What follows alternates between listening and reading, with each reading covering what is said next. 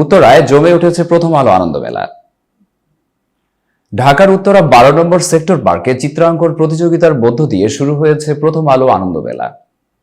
আজ শুক্রবার সকাল ৮টায় উত্তরার ১২ নম্বর সেক্টর এলাকায় বসবাসকারীদের নিয়ে এই আনন্দ মেলার আয়োজন করা হয়েছে। চিত্রাঙ্কন প্রতিযোগিতায় ৩ শতাধিক শিশু অংশগ্রহণ করেছে। এই প্রতিযোগিতা চলবে ১ ঘন্টা। শিশুরা বসে গেছেন রং ও তুলি দিয়ে, মনের মতো ছবি আঁকছে। সন্তানদের নিয়ে আসা অভিভাবকেরা তা পাশে দাঁড়িয়ে দেখছেন। ১২ বছর বয়সী ওমরাজ দাস এই প্রতিযোগিতায় অংশগ্রহণ করেছে। ওর মা রিনি দাস কাছে দাঁড়িয়ে সন্তানের ছবি আঁকা দেখছিলেন।